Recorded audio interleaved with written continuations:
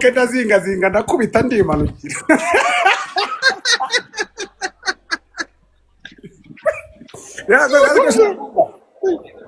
Wankunze mwana ko ntari biryanjye Dumba.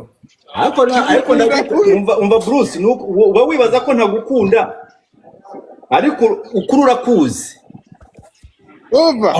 ukuri ni wowe ukuzi.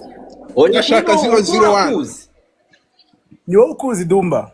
Bruce reka nkubaze ikintu kimwe. Wari wagerageje nako utari wagize ariko reka nkubaze ikintu kimwe. Nubwo tutumvikana muri no minsi hari umwanzi wagutera turutse iwanjye. Kandi wowe ubwawe uri umwanzi. Oya urabeshya. Bombo classic pussy. Jesus. Ubwo se mbaye Emi w'inyarwanda. Dumba nkunda ujya undeba unkunde Dumba nkunda. Iyo sura yawe nimbi ntabwo ntabwo kureba ratagukunde. Nutankuna nzajya nguhondagura ubabare urarana gahinda. Kandi ikibazo cyanyu ufite igisura kidakunditse bro. Ariko ibifite kigakundika. Guys, ndashaka 001 the comment. Dumba we. Dumba andika bro Dumba andika mani andika muri iryo jambo. Naryaje bro andika muri iryo jambo andikamo 001. Nandika gute muri capital letter? Bruce ndashaka kubaza ujya gutekereza 001 wabitekereje gute? Ugira ngo se narabitekereje biraflowinga nkajya kumva nkumva biraje. Mwabonye? It's a Holy Spirit. Abantu mwese mukurikize Dumba mwandikemo 001. That's it. Dumba no ndabona wagira ngo yinyaye mu isunzu. Ariko se 001 magambo ni nyabaki wa mu 001. Niko. Bruce biza. Dumba abazi ikintu kimwe. Dumba. Yo. Reba hano Dumba nagira ngo mbere ukuntu iyo umuntu ari 001 abameze urumva. Dumba reba hano Dumba uriye. Akoze kusigaye uvuga nka cya Godfather. Oya Dumba reba Dumba. Niwe mera popo.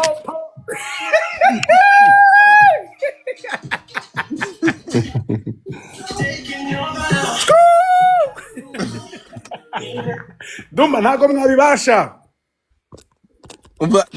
Dumba ejo reka yaje aha aravuga ati Bruce Melody agiye kuzima kuko ntabwo ashaka kutwegera urumva ntabwo ashaka kutwegera byose arabyikorera ahubwo ngize cyane urakoze kunyibutsa urakoze amatwi gato iyo ndirimbo uretse gato indirimbo ngo mwandikemo pompo hasi mwese pompo mwese hasi nashaka pompo Dumba Melody ndashaka kugira ngo nereka abantu tugeze turare muri uyu munsi umwe twujuje miliyoni imwe dufite 813 umunsi umwe mureke turare twujuje miliyoni kugira ngo Dumba amenye ko atari abantu amenye ko ari umuntu Yesu Kristo wow Dumba barateye ngopi come on people ndashaka inare kwa Melody Bruce ntabwo agira umufana watanga intare. Ndashaka intare kwa Melody. Bruce ntabwo afite umufana watanga intare wallahi. Ibintu byanjye byose urabirwanya. Guys, musharingire ba Janvier hano. Bruce nta mufana afite yatanga intare. Ndashaka intare kwa Melody. Jewe ndashaka ko turara no twashize miliyoni imwe. Intare n'izara miliyoni iraza. Cyangwa abafana bawe ni nk'aba big energy. Dumba uzabaze karakaririmbo wakumvishe gute? Ndirimbo ndimo ndayipromotinga ngiye na budget ndayifite. Wayumvise gute? Niyo Bivuga wishimye bikunde. Dumba ngo iki? Agize isoni. Kiravuze ngo niyo. Dumba. Umuziki nyarwanda uratera imbere buhoro buhoro. Coach Gaire yaragerandika. Nutongera kumara umwaka nta kintu ushize hanze. none se ubundi njya kuza ninde wanzanye Coach Gare yaragiye arandika yaragiye arandika ngo harya ngo dushora duhomba bro niryo jambo ryankomye kurusha comment zose zabayeho ni Dubo Musaranyi we never navuze intare batanza akana intare intare ziramanuka na riri reka kubesha abantu twavuze intare pana kana k'intare Dumba turacyari hano twaje kuri pumpumpu kandi njyewe pumpumpu intare niyinjira hano miliyoni irakwiye ku ndirimbo nabibonye ko afite isoni zo kuvuga ko ari nziza ariko twese turabibona ko ari nziza ahubwo Dumba yabivuze ko ari nziza reka nkubaze ikindi Dumba ega Bruce ntabwo aryoha utamurwanyije kuri comment yawe ndashaka kumva ibintu uravuga iki nyine kuri show yabaye ejo bundi bombo clatini positing Dumba tukulina Katia Buroro so yabaye ejo bundi ntabwo narebye performance ya Beni narebye performance yawe gusa wagize isoni Melody uburetse gato uburetse gato Dumba yarambwiye ati Godfather nkimara kureba performance ya Bruce Melody nahise mfunga televiziyo nubeshe ko nanumvishe uburetse gato nahise niheba ndarira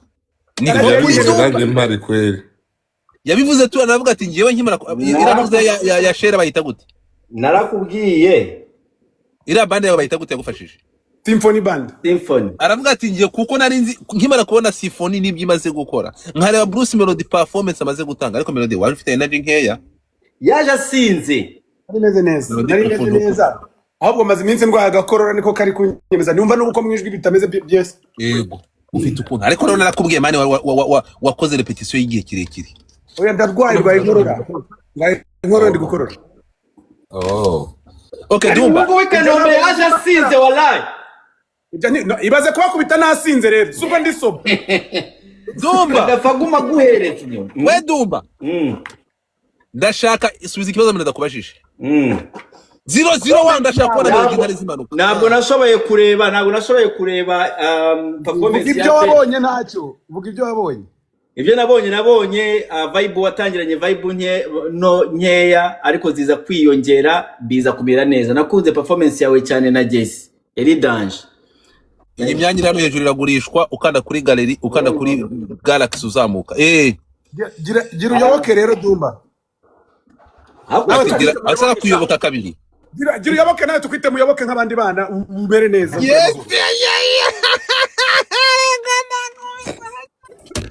no uraza gato Dumba yarankumbuye yabonye hari gutipa wakoze ifatafata kuri Twitter afata ntuza afata abantu mwese mufite ikintu mushaka kwaza Melody kuri kira gitaramo cyabaye ariko no kuri iyi ndirimbo yakoranye na Diamond indirimbo mu buzima iyi ndirimbo igiye gutekinga over muri Africa muraje mu birebe ndashaka mwese muze hano Dumba nubwo ari ikibwa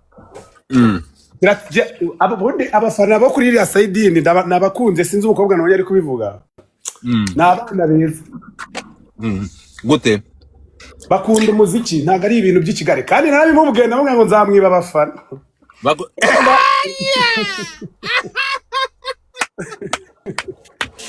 ubita kabano muyangarire nakoze show ndwaye murabyumva n'ubu ko ntameze neza uwitwa Kabano yaraje hano arambwira Masisi boy uwitwa Kabano yaraje arambwira aratubwira ati turashimira The Ben ko yatumiye Bruce Melody akaza kuduha umuziki uturangiriza umwaka ibitaramo rero bigira ibintu biravuga ko mwaguze abafana warangiza kuririmba abafana bose bagasohoka muri stade bakagenda ndashaka gutiyaringa kino kintu ya event igira challenge nyinshi ariko Godfather reka nkwereka ibintu ugiye gukora dushire hariya boss njyewe na Bruce abafana ba Ben bame gift abafana ba Bruce bazimuhe ntabwo bishoboka bro ntabwo byashoboka wowe bikora urebe oya ndahita Dumba hari Dumba hari ibintu ashobora gukora mu buzima. Dumba wahitutinya uretse gato uretse noneho niyo Wodebeni yaza ntabwo nakora iryo kosa. Dumba kandi yavuze ko ari we niwe 001 nyine nashaka ko bigaragara wari umusitari w'ubi nashaka kumwereka ko abafana ba Beni bashobora kumusanga hano bagahita bampa gift bakamurusha kandi ahibereye. No ntago ubona ko nanjye ndiko nawe uri mu bafana oya njyewe nemera ukora sindi kumwe njye na Bruce njye ndemera ko akora neza. Dumba ndashaka kubabwira ko hari ikintu ntashaka kwemera hari ibintu ntashobora kumva ntashobora kwemera abantu bafata Beni bakamumanura ibyo si byo n'abafana banje babikora. That is not kumumanura gute great nyine kugaragaza ko ari umuntu adakomeye ntabwo ndekanye n'ubyemerewe. ndashaka noneho ndashaka kubwira uwo mukongomani wawe njyewe ndi umuhanzi number 1 dukora akazi kamwe twemerewe gukompeta twemerewe kujya mu marushanwa. Abafana mugira umutima mwiza muvugana urukundo mwe brand ya Beni ni brand nyuma yuko abo bafana amaze kwereka urukundo ngo inubihenureho my friend ubatwumvikana reka making a point yanjye. Brand ya Beni ni brand nini nashobora kubahuka njye ubwanjye kubera ko nanjye ndi umuhanzi competition turagira ni competition kuzamo imvugo z'urwango oya ntago mbyemera simbifana kabisa. Competition ni competition mwana bicunga no kuri stage nta magambo mabi nigeze mvuga ntago nigeze ni entertainment.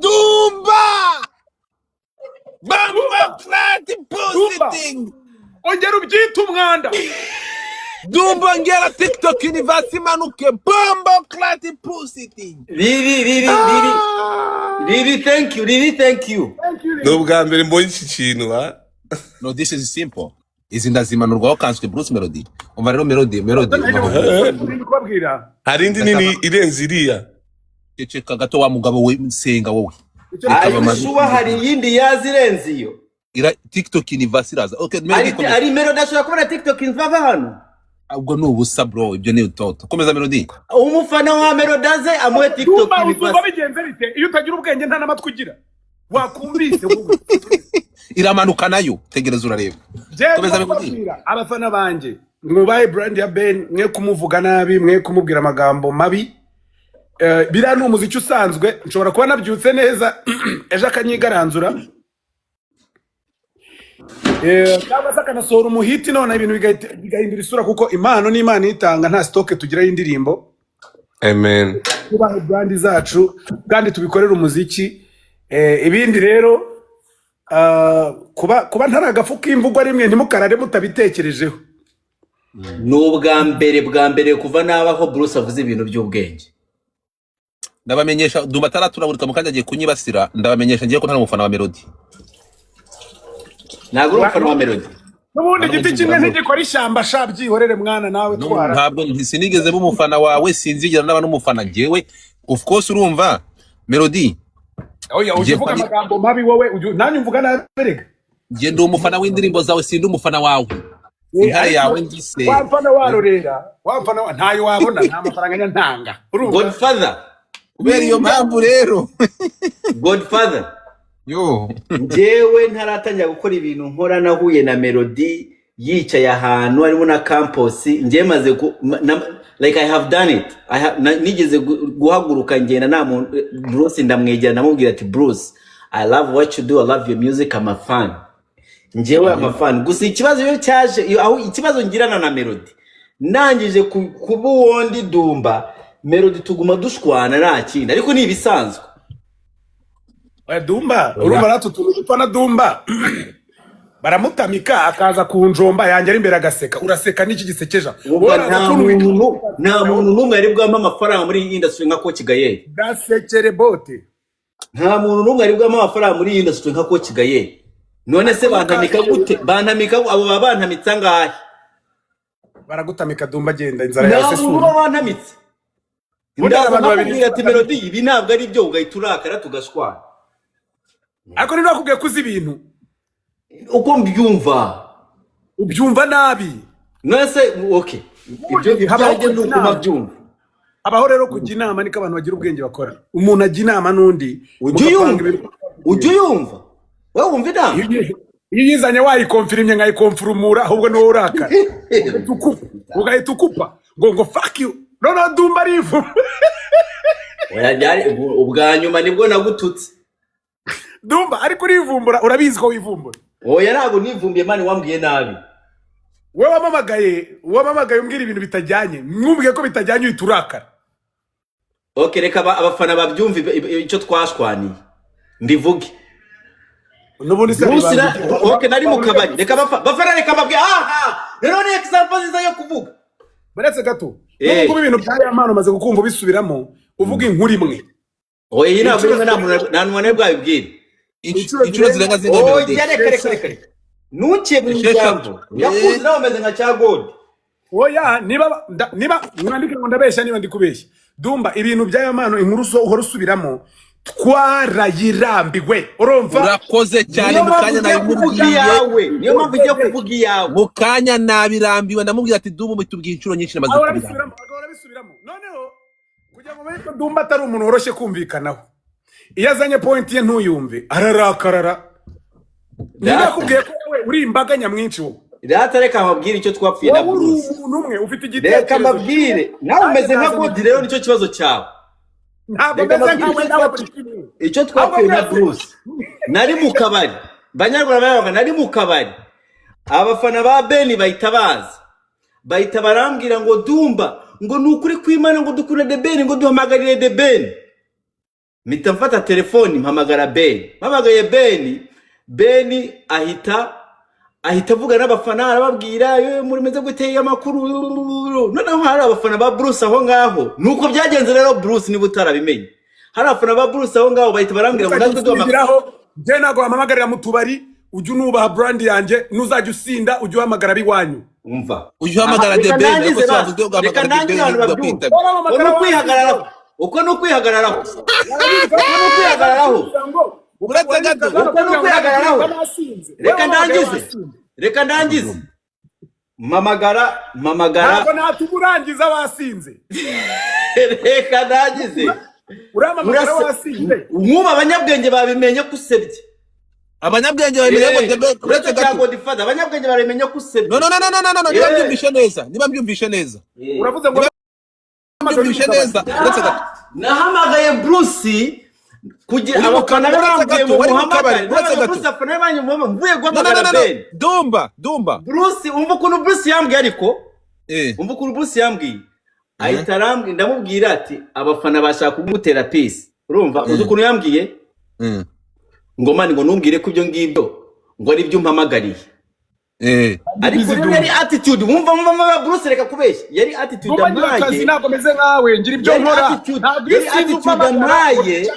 yari attitude amaye kubera hari umuntu yari arangiye kumubwira amagambo ajya atambwiye ambwira kubera yabanje kumbwira ngo Dumba ngo nakwizeraga ariko namenye ko ngo ari ibintu wigeze kumvuga ndamubwira ni byiki niye kukuvuga bimunanira kumubwira Dumba uva nkubwire Dumba reka ndangize ako sura rangiza ryari urangiza bigeze bimunanira kumbwira noneho arimo nama attitude abafana ntabwo arimo bavugisha nanjye ntabwo ambwiye ibyo ngibyo arimo nabubwira nahise mubwira agaswera nyina mita nigendeye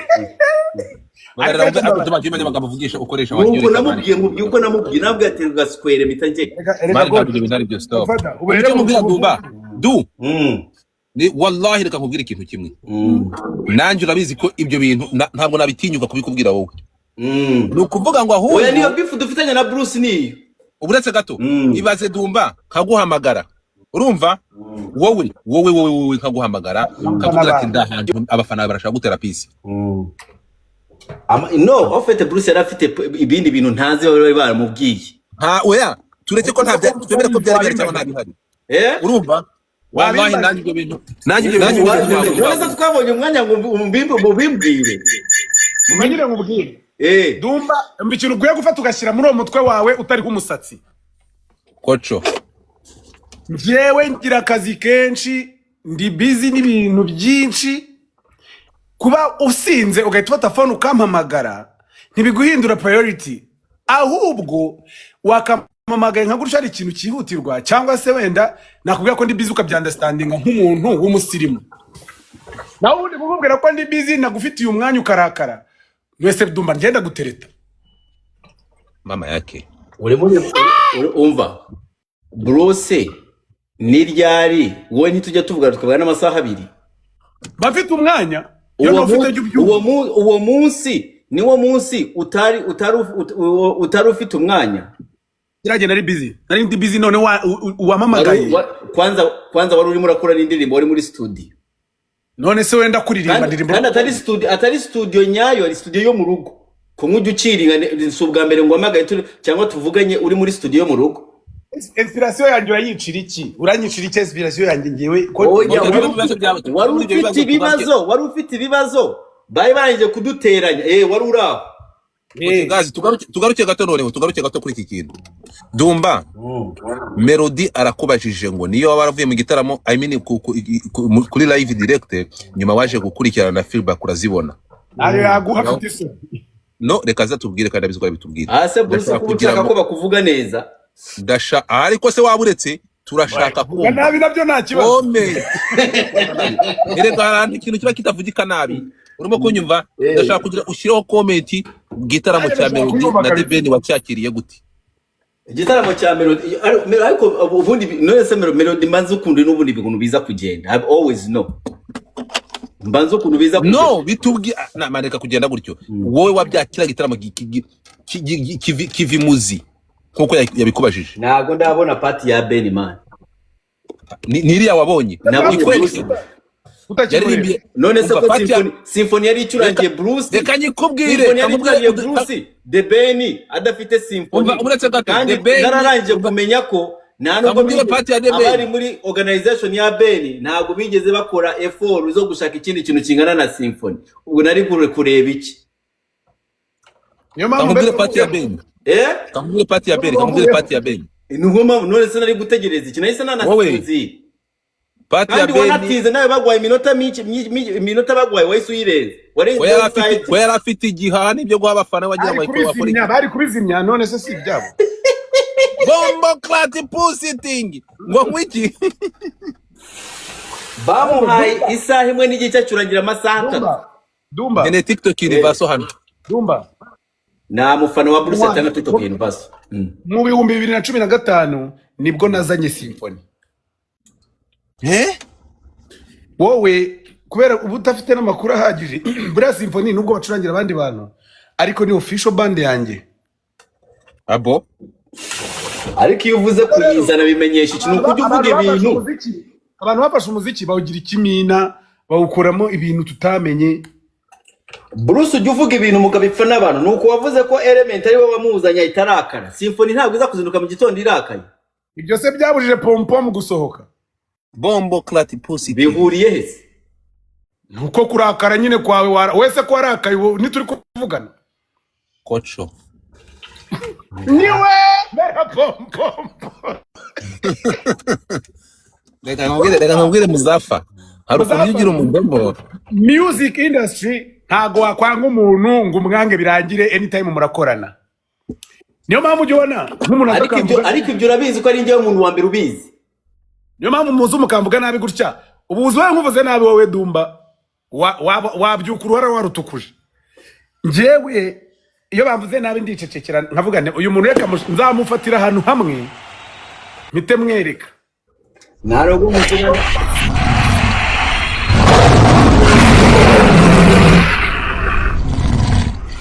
Jesus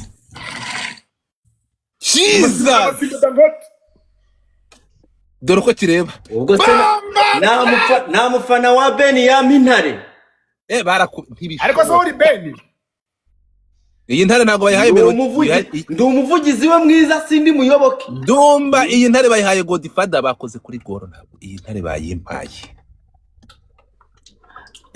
uriya bamwita Mama la Miracle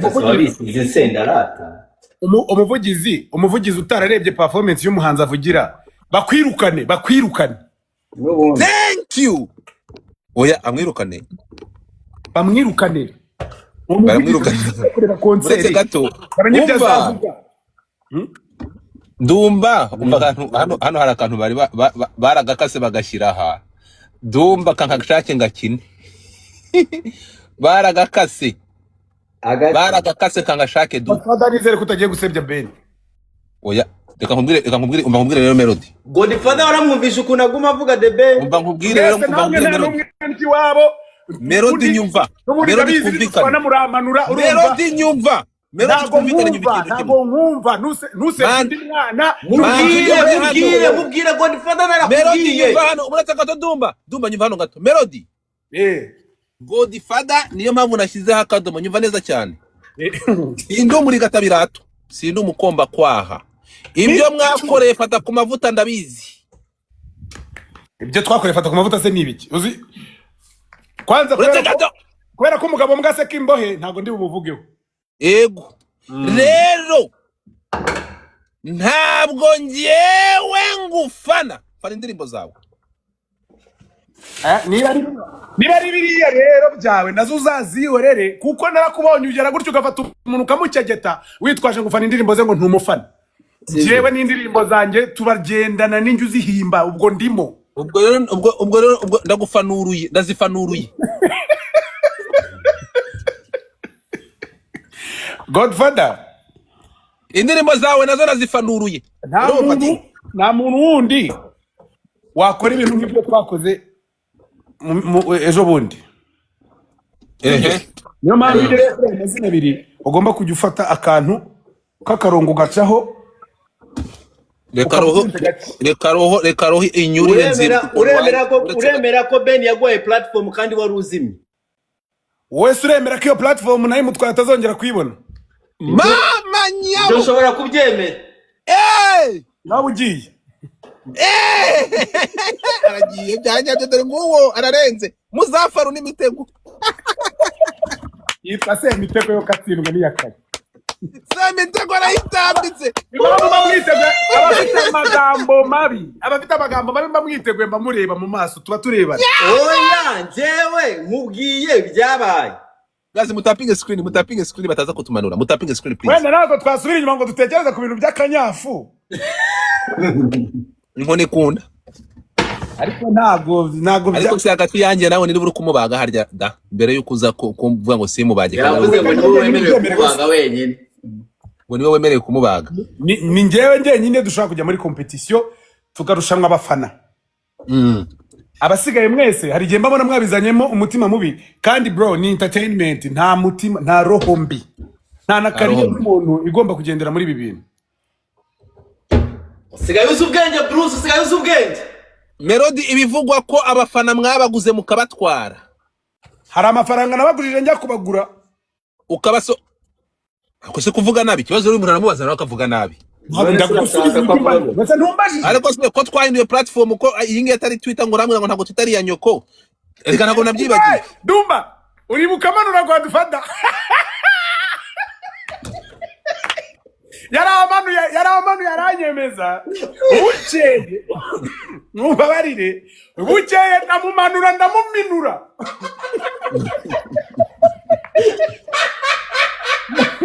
Cyangwa ni barakibamwe kiraraka. Ariko muza twagiye dukoza nyaho nushaka uzareke twibera inshuti.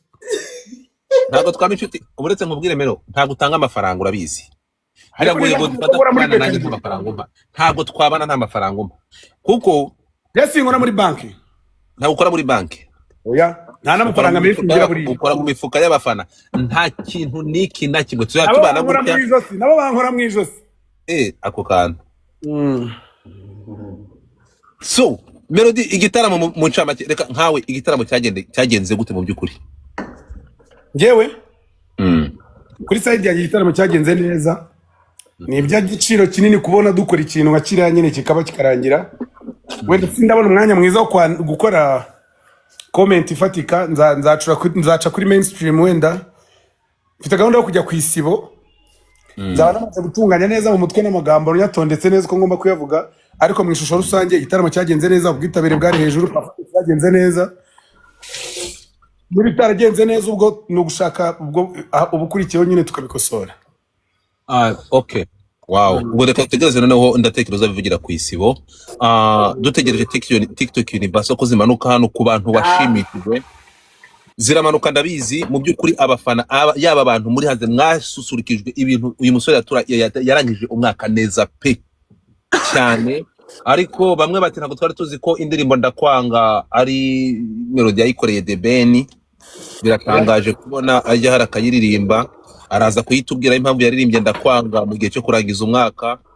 Inzabo yangaga niba ari twebwe abafana twari turi hariya, uzatubwirira indirimbo by the way, kwanza uzanayitubwira cyangwa uzayisibe kuri YouTube.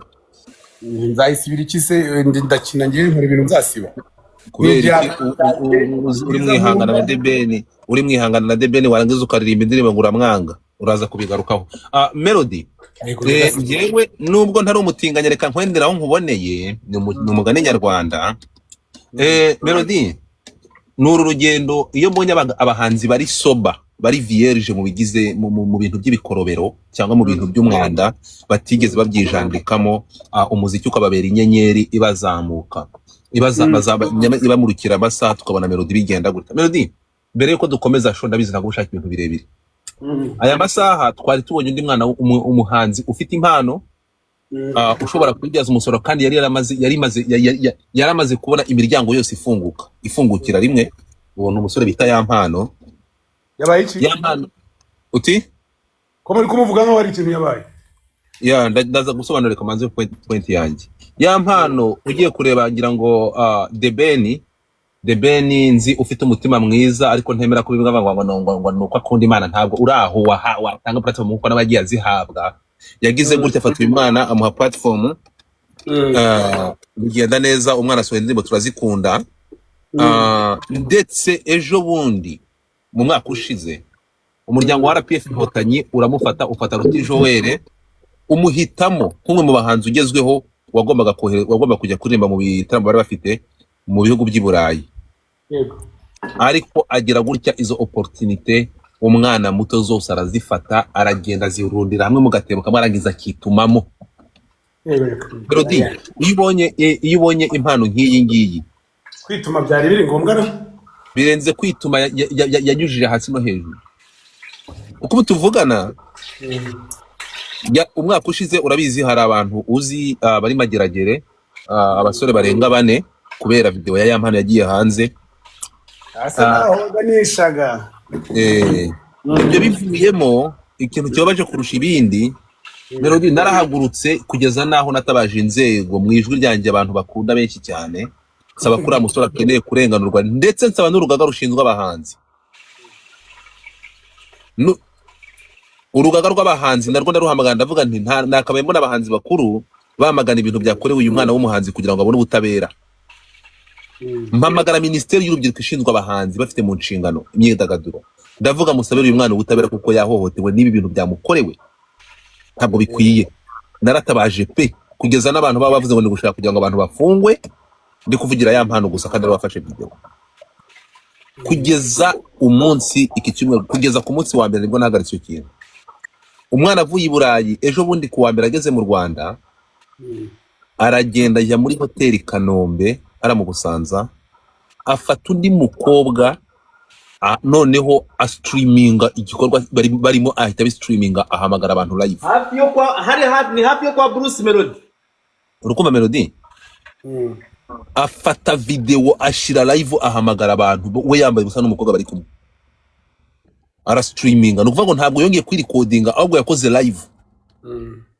Amashusho none yasohotse. Ibyo bintu birongera birasohoka. Ubwo ni ndasohoye.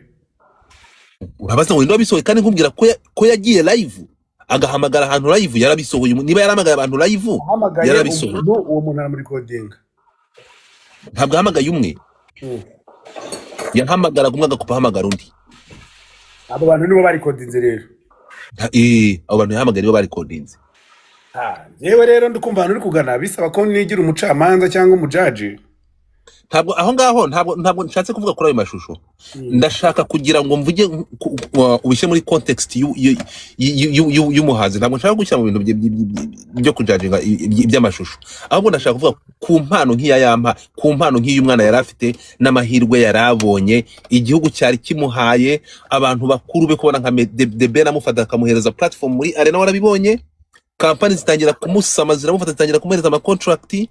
Umuryango nka RPF Inkotanyi baramufata, bamurobanura mu bahanzi, mwese barabirengagiza, bafata uriya mwana we na Ruti Joel bamuhereza intuza. Ku bantu batabizi, buriya yampana amashusho yagiye hanze avuye gukora ikiganiro ku Gihe, we na Ruti Joel bagomba kujya i Burayi, babikansorinze.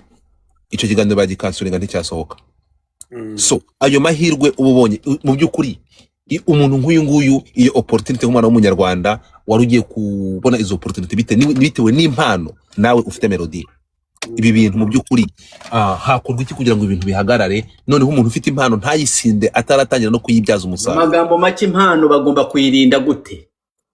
Twagiye impano se kwirinda bisaba uburere bwo mu rugo. Dumba, urabona nkawe ntabwo abasha kurinda impano. Mana yanjye, bitangirira mu burere bw'umuntu uko warezwe, kandi hari n'igihe umuntu agira ibyago akaba atarabashije kubuhabwa, ntawe ubihitamo. Icya kabiri, ukiga nyine gutinda mu bikureba. Iyo ugiye mu bitakureba induru ziravuga. Naho ubundi gusharinga ubuzima busanzwe, si n'umuhanzi gusa, uwo ari we wese kwifata amashusho, ntekereza ko ari igikorwa umuntu yagakora yabanje gutekereza kabiri. Iri koranabuhanga abantu barariturusha. Niba waba uyafite wenyine, hari igihe umuntu yakugwira muri phone kabisa akabirangiza. Uretse n'umuhanzi rero, uwo ari we wese gufata amashusho y'urukozasoni no kuyasakaza ntago bikwiye pe. Naho umuhanzi muri iyi minsi, ngiye kubibasubiramo hano muze kubireba murasanga ari byo, kuba umuhanzi mwiza muri iyi minsi birasaba kuba karakteri yawe nayo ubwayiseringa, kuba uririmba neza. Subiramo. Kuba umuhanzi mwiza na character yawe nyine ikwiye kubiseringa, nyine nayo ari character. Ukwiye kuba wowe imbere y'abantu bawe, ntugerageze kuvuga wenda nka runaka, cyangwa se kumera. Hari nk'abahanzi nzi ngiye bameze nk'abapolitisiye, sinzi icyo bakora mu muziki kabisa. Umuntu mamaze ikibazo agatanya ngo se wabyibagiwe,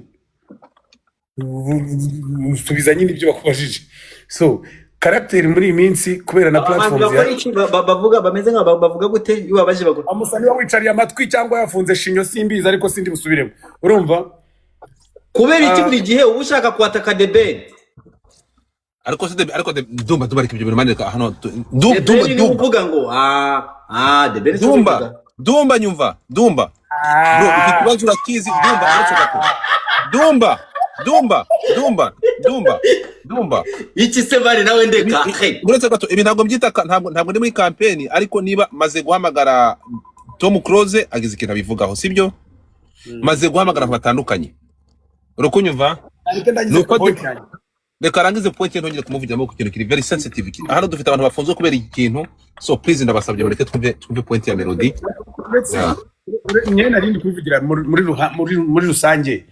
Amashusho y'ubwambure ni ukuri kose nta kintu yakugezaho, kiri gushaka kuba umuporn star.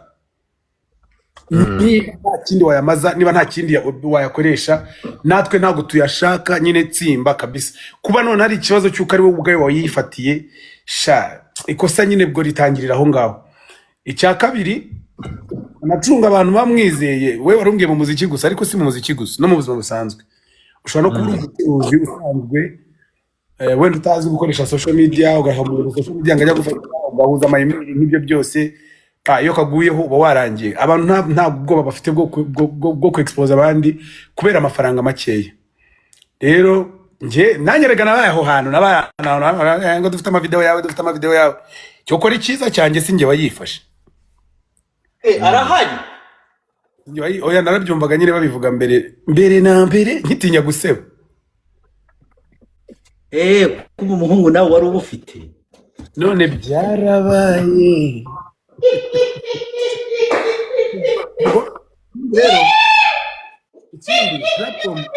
Ese biriya bintu waririmbaga warabiminungaga byo kuvuga hari igihe watinyaga guseba? na cyari kera nemeze nkamwe mwese. Guys ndashaka murebe iyi account kizano hejuru muyi following niyo main account yanjye muyi following abantu muri aha ndabona hari 3,000 iyi account ifite akadarapo ka Canada please ndabasaba kuyi followinga. This is my main account niyo ngiye kuja streaminga mo niba utayi followinga please follow this account mu following iyi account tukumva Melody muyi following hanyuma nyimanure komeza Melody. Kera ntabwo byabye ariko nyine igihe kinini n'umuntu ubikora ahubwo reka ngira inama abantu expose abandi. Yego Ikaze video y'umuntu kayishyira hanze nukuri kw'Imana nyine uba werekeje ku munzira y'amageragere. Nawe ubwawe uba wihemukiye kubera ko umuryango we niba harabarutunze niba ari ibyo wapangaga imyaka 2 y'ubuginga kubera ko gusa ufitanye ikibazo na runaka ufasha amashusho ye uyashyize hanze ukita umuhanga mu bintu byenekereza ko abantu bafite ibindi bintu bakora no kwisanga muri saga nk'izo n'ubwabyo bimanura agaciro k'umuntu.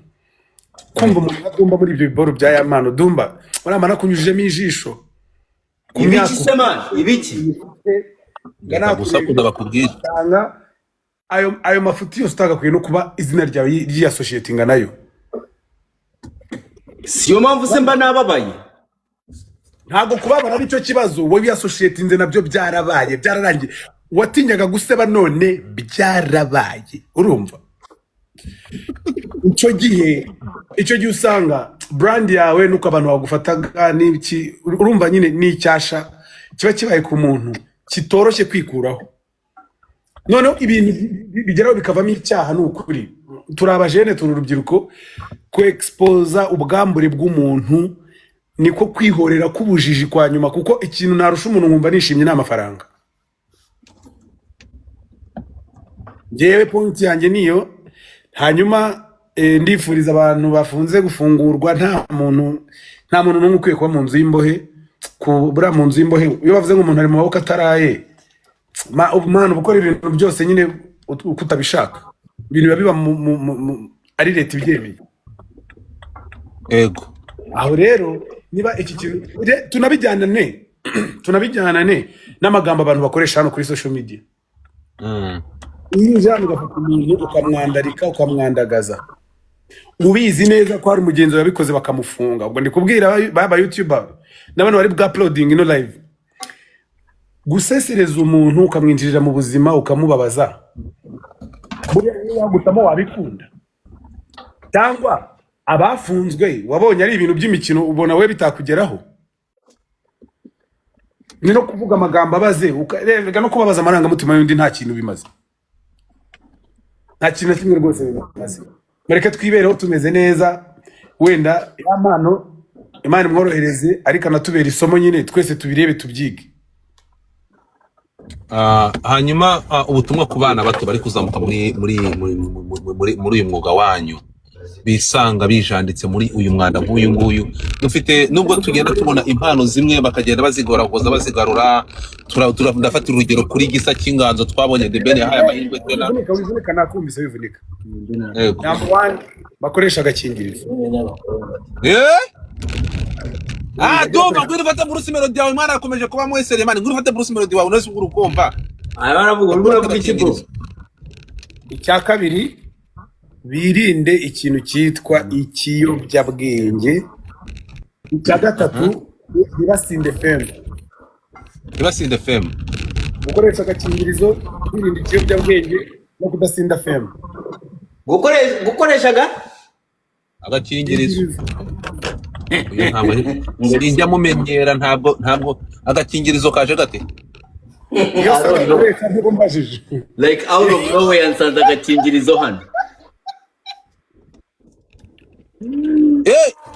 TikTok Universe kwa Melody nabuze TikTok Universe nta mufana wa Melody ashobora gutanga TikTok Universe babitwereke urayibona so Melody tugaruke ku ndirimbo muhe Melody TikTok Universe hano turebe iramanuka Melody niyo gift ya nyuma kuri TikTok itangwa Melody ndashaka kugira ngo noneho tugaruke kuri ntuzayo tugaruke kuri iyi ndirimbo yawe na Diamond ntabwo ndibwirengagiza urabize njye ntabwo simvugiranye namuvumi kumuvumba abantu bati kuki mwishyuye amafaranga agera ku 50 ariko zafana babwira ko amafaranga mwishyuye kugira ngo mukore korabo n'umuntu ngo nyuma yo kwishyura 50 ngo kugira ngo usore indirimbo we na ntuzana na Diamond ngo ntabwo yigeze promoting indirimbo. Ibyo ngibyo bimeze bite, wabitubwiraho iki? Na promotion buriya ni ikintu umuntu akora bitewe na availability ye nuko ari kuboneka, kandi njye n'abanyapostinze mugende murebe kuri story n'indirimbo yonyine yuzuyeho no kuri feed ye yashyizeho. Ntekereza ko wenda ataronka yo gukora ama challenge kandi nabyo kuba icyambere nuko ingoma iri kugenda. Erega Diamond ntabwo ari challenge sari mu ndege, ari mu ndege yari araza no gukora n'ayandi. Icyambere rega Diamond ni umuhanzi ntabwo ari umupromoter. Yego. Uko abyumvishe uko abonye opportunity yo gufata iyo video araza kuyifata, none se ngiye ko ntarayikora. Ni ukuvuga ngo none nuvuga ngo uza agaciro k'aba promoter. Ndakazi n'abantu ba TikTok nibo badufasha kugira ngo ingoma zigende. Shout out ku ba TikTok bose babadanje bari hano, ndabemera bya hatari. Hanyuma kuki mwumva ko mutekereza ko baba aba promoter cyangwa bakageraho bagaze bitarabavuye ko n'amafaranga mubaha? Nari nzi ko TikTok yishyura. Yishyura kubera tuba promotinga. Bruce nicyo kibazo cyawe. Bruce nicyo kibazo cyawe. Ntangiye kugarukira Dumba. Nicyo kibazo cyawe Bruce. Bigende gake mu nyumve.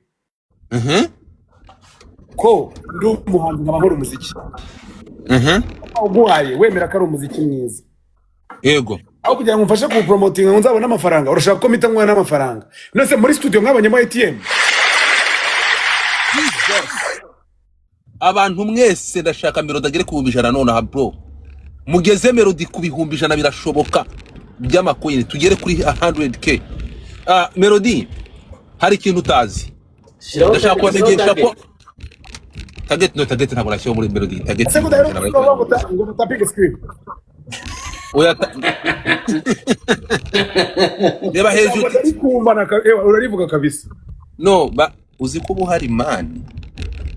Oya niyo byacitse. Niyo byuploadinze kuri YouTube njya kumva ngo guys ngo mutapinge screen. Ariko Melody uzi ko mu nyumba kurusha ukuntu numva indirimbo zanyu. Hari radio yigeze kwaduka mu Rwanda yavuze ngo twaracecetse kugira ngo tubumve, yavuzaga umuziki gusa.